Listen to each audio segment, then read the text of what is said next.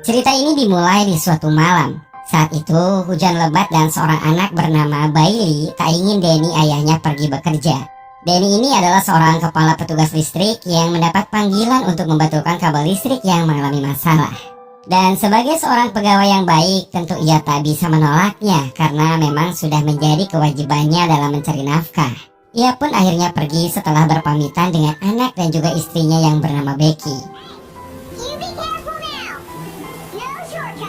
Sesampainya di tempat, Danny dan teman-teman kemudian menemukan kalau ternyata ada pohon yang menimpa kabel. Pohon itu pun kemudian disingkirkan oleh beberapa temannya dengan peralatan yang mereka bawa. Seorang petugas bernama John Bow mulai menaiki tiang listrik untuk membetulkan salah satu kabel yang terputus. Tak perlu lama, kabel itu pun tersambung dengan mudahnya. Namun saat mereka akan pulang, tiba-tiba Danny melihat kalau ada sesuatu yang tertinggal di atas tiang listrik dan mengatakan kepada John supaya jangan terlalu tergesa-gesa dalam bekerja. Si John ini ternyata adalah saudaranya Danny. Makanya kalau ada sesuatu yang salah, Danny tak segan-segan untuk menegurnya. Tak ingin hal buruk terjadi, kemudian Danny pun memilih memanjat langsung tiang listrik itu. Namun belum lama ia sampai ke atas, tiba-tiba petir menyambar pada salah satu kabel dan langsung menjalar ke arah Danny.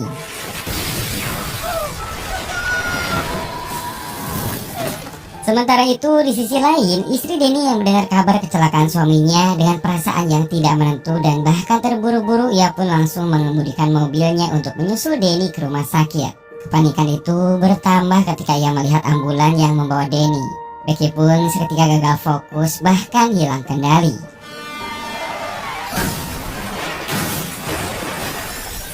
John yang tadinya menyusul ambulan dari belakang pun mendadak terhenti dan begitu shock ketika kecelakaan itu terjadi tepat di hadapan matanya.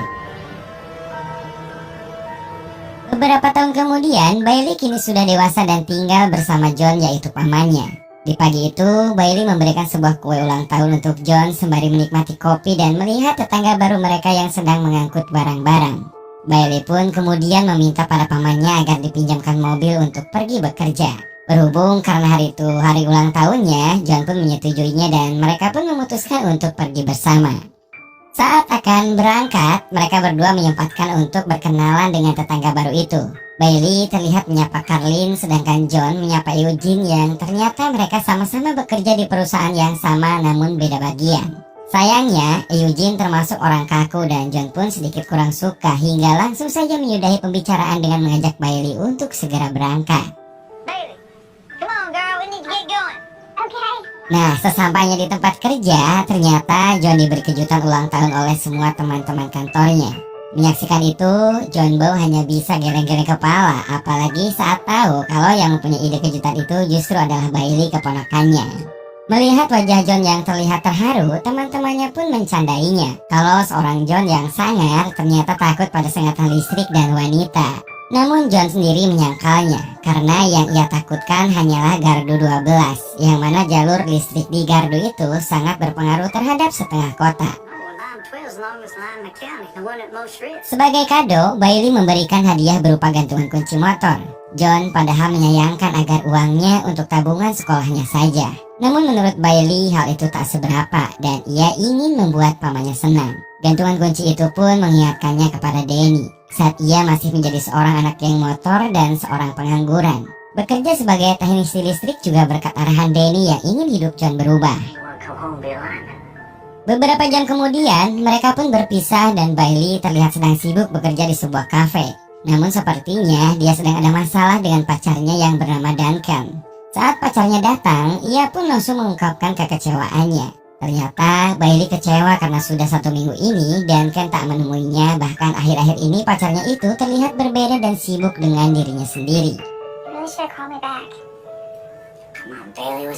Di saat yang bersamaan, John sedang mengadakan latihan menaiki tiang listrik untuk para pekerja baru. Saat itu terlihat jika seorang dari mereka jadi bahan candaan ketika terpeleset, bahkan salah satu temannya sengaja merekamnya. John tentu saja jengkel dan langsung mengungkapkan jika hal yang demikian bukanlah untuk bahan candaan. Setelahnya, ternyata Duncan yang ternyata ikut melamar bekerja di sana telat datang dan ia pun langsung ikut dengan yang lain untuk masuk ke ruangan. John di sini kembali menjelaskan tentang pekerjaan yang bakal mereka hadapi nantinya dalam mengurus jalur 12. Mereka telah diberi arahan oleh pusat untuk mengganti tiang-tiang listrik yang sudah usang sebelum badai besar yang akan datang sekitar 10 hari lagi. Di sana ia juga menjelaskan tentang seorang yang telah lulus tes ataupun mereka yang mendapatkan prestasi terbaik. Semua itu tidak bakal menjamin bisa mencegahnya dari kecelakaan, terutama jika ia lupa memasang peralatan atau tak fokus dalam menjalankannya. Satu kesalahan saja menurutnya maka 500.000 volt bisa langsung membakar mereka seketika. Sepulangnya ke rumah, John mengatakan pada Bailey kalau pacarnya Duncan kini bekerja di teknisi listrik. John terang-terangan mengatakan supaya Bailey tak lagi menemuinya karena khawatir Duncan membuatnya kecewa, serta yang paling penting menghambat sekolahnya. Namun Bailey meyakinkan kalau kini ia sudah diterima di perguruan tinggi dan John tak perlu mengkhawatirkannya lagi. John pun menanggapinya kalau satu-satunya yang terpenting saat ini adalah bisa mendampingi Bailey sampai ia sukses nanti dan takkan membiarkan apapun mengganggu karirnya.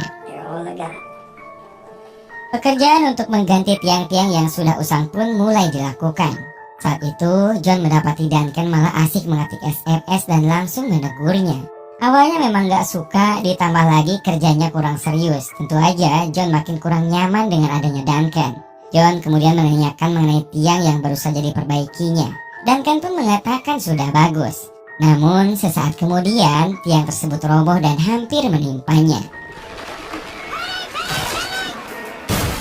John langsung marah besar dan mengatakan agar Duncan cepat-cepat keluar dari pekerjaannya. Seterusnya kita akan melihat sekilas pada keluarga Eugene yang tampaknya kurang harmonis.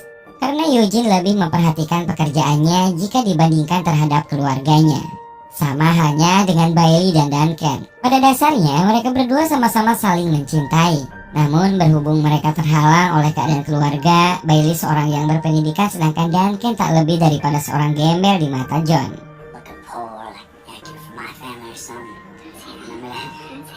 Beberapa hari kemudian, John pun terlihat ditemui oleh rekannya dari kantor elit pusat.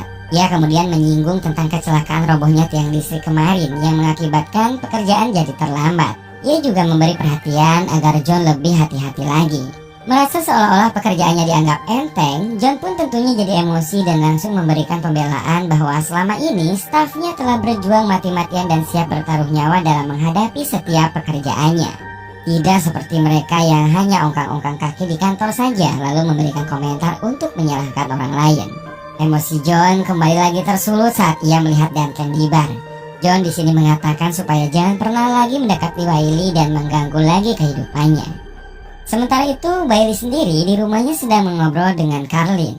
Carlin pun membicarakan tentang suaminya Eugene yang berubah. Ternyata Eugene ini adalah mantan tentara yang pernah ditugaskan di Irak dan sepulangnya dari sana sepertinya Eugene ini trauma dan selalu merenung memikirkan masa-masa perangnya. Hal itu ternyata membuat Eugene kurang peduli dan juga tak pernah menyentuhnya lagi. 3 hari sebelum datangnya badai, John terlihat berada di gardu 12. Ia pun mengecek semua jalur yang nantinya akan disambungkan dengan transmisi utama. Di kantor pusat sendiri, Forten memanggil Russell untuk menanyakan tentang status pekerjaan di gardu 12. Yang mana ia merasa kalau pekerjaan John terlalu lambat dan tidak sesuai dengan jadwal. Russell pun hanya menanggapinya kalau John pasti bisa menyelesaikannya tepat waktu dan membuat gardu 12 segera terhubung dengan transmisi sebelum badai datang. Suatu malam di sebuah bar, Bailey menanyakan kepada Carlin tentang bagaimana rasanya menjadi seorang ibu. Carlin yang sejak awal curiga karena setiap kali diajak minum Bailey selalu saja menolak, akhirnya mendapat pengakuan dari Bailey kalau kini ternyata ia telah hamil anak Duncan. Namun ia tak berani mengatakannya karena bingung dengan keadaan kalau John tidak suka pada orang yang dicintainya itu. Di sana, Carlin juga jujur kalau dirinya sempat selingkuh karena tak tahan dengan Eugene yang sekarang menjauh dan berbeda. Esoknya Bailey dan Duncan bertemu. Di sana Duncan memberikan sebagian gajinya untuk keperluan kuliah. Namun Bailey menolaknya karena menurutnya uang itu akan lebih berguna untuk keluarganya. Selanjutnya Bailey mengungkapkan kalau kini dirinya hamil. Duncan tentu merasa sangat bahagia akan hal itu karena selain ia akan menjadi seorang ayah, secara tidak langsung ia pun semakin besar kesempatan untuk bisa bersama orang yang sangat dicintainya. Tapi beda bagi sang paman, ia terdiam bahkan berusaha menolak kenyataan itu. Ia sangat terpukul dan tidak percaya kalau keponakan yang selama ini ia jaga justru berakhir hamil duluan. Ia begitu kecewa, bingung dengan apa yang harus ia lakukan ke depannya. Beberapa hari kemudian, badai yang telah diprediksi kini telah datang. Di kantor pusat, Forten langsung memberi arahan untuk menyiapkan semua unit agar standby dan siap berangkat jika terjadi kerusakan. Badai itu menumbangkan beberapa tiang listrik dan menimpa jalan kereta, sehingga kereta yang melintas ke sana pun langsung keluar dari jalur, membuat arus listrik konslet dan menyebabkan padamnya listrik setengah kota.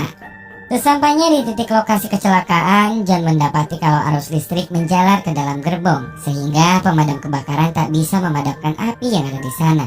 John kemudian memberi pengarahan dan membagi tugas untuk melakukan pemotongan kabel di beberapa sisi, sementara dirinya bersama Duncan akan mengecek sisi lain. Mereka berdua pun terlihat bekerja sama secara profesional, walau jelas ada masalah di antara keduanya. Namun mereka berusaha untuk tetap tidak egois ketika dalam bekerja. Hingga di satu kesempatan, John sedikit menyinggung perihal Duncan yang telah menghamili keponakannya. Dan hal itu tentu cukup membuat Duncan sedikit tersinggung dan terjadilah perdebatan di sana. Tiba-tiba, John dengan cepat menghampiri Duncan, namun bukan untuk menghajarnya ataupun memukulnya, melainkan menjauhkannya karena di hadapan dia ternyata ada kabel yang konslet. Sedangkan itu, di sisi lain Eugene datang ke rumah dan mendapati Carlin sedang bersama seorang lelaki. Keadaan pun menjadi sangat runyam saat Eugene menodongkan pistol ke arah laki-laki itu. Bailey yang kebetulan di sana pun mencoba melerai, namun sayang mereka terlibat perkelahian dan beberapa tembakan pun terdengar. Laki-laki itu berhasil ditembak dan tewas seketika. Eugene sendiri yang merasa putus asa karena istrinya telah berbuat seperti itu akhirnya memutuskan untuk menembak dirinya sendiri. Namun Carlin tentu saja melarangnya, karena sebenarnya ia sendiri masih sangat mencintai Eugene dan semua itu karena ia sangat merindukan suaminya seperti dulu lagi. Sayangnya, Carlin baru menyadari kalau ternyata tembakan Eugene tadi ikut mengenai Bailey dan langsung menembus ke dalam perutnya. Masalah di kantor pusat ternyata juga tak hanya pada kerusakan di jalur kereta, karena gangguan susulan kembali muncul hingga menyebabkan tak ada lagi backup aliran listrik di gardu 12. Karena tak ada pegawai lagi, ia pun akhirnya menugaskan John beserta timnya untuk segera pindah ke gardu 12. Pekerjaan di sana tak bisa ia tinggal. Ia juga mendapat kabar kalau Bailey dibawa ke rumah sakit. John nampak sangat bingung, apalagi mereka juga diperintahkan untuk ke gardu 12 yang sangat berbahaya. Namun karena memang tak ada pilihan lain, John pun pada akhirnya mulai membagi tugas. Park, asistennya, ia tugaskan untuk pergi ke rumah sakit untuk melihat apa yang terjadi dengan keponakannya. Sementara ia dan Duncan akan langsung menuju gardu 12 dan sisanya akan tetap di sana untuk membantu para pemadam kebakaran. Di rumah sakit, Bailey yang lukanya semakin parah langsung dibawa ke ruang operasi. Namun baru bertindak setengah jalan, sayangnya generator darurat mati dan membuat pekerjaan dokter jadi sangat terhambat. Tentu saja hal itu bisa berakibat fatal bagi Bailey dan juga calon anaknya. Park yang juga tiba di rumah sakit langsung mengabarkan kepada John kalau keponakannya sedang dioperasi karena luka tembak. Ia pun menyarankan agar John bergegas menyalakan jalur itu karena keadaannya sangat mepet dan beresiko bagi keselamatan Bailey. Mereka berdua pun kemudian memutuskan untuk bekerja secara cepat supaya bisa sama-sama menyelamatkan orang yang paling mereka sayangi itu. Satu persatu sambungan itu pun mereka rapatkan. Namun entah apa masalahnya, listrik itu tetap tak mengalir.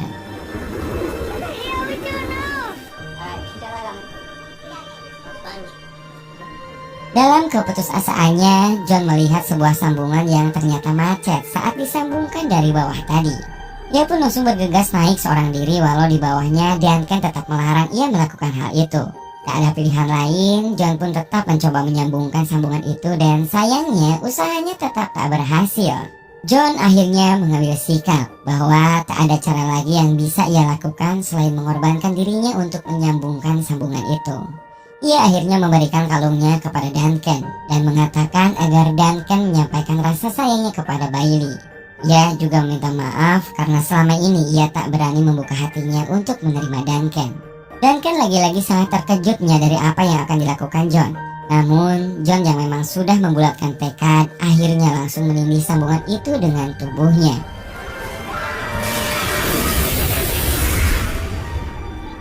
Atas apa yang dilakukannya itu, John pun berhasil menyalakan listrik di seluruh kota dan selebihnya bisa menyelamatkan keponakannya bahkan juga calon cucunya. 2 tahun kemudian, Duncan, Bailey dan anaknya pergi ke sebuah monumen peringatan. Untuk mengenang jasa John dan para pekerja listrik lainnya, pemerintah pun kemudian membuat sebuah organisasi bernama Valen Leneman untuk membantu mereka para pekerja jaringan listrik yang selamat agar tetap maju, baik secara emosional, spiritual, bahkan juga ekonomi.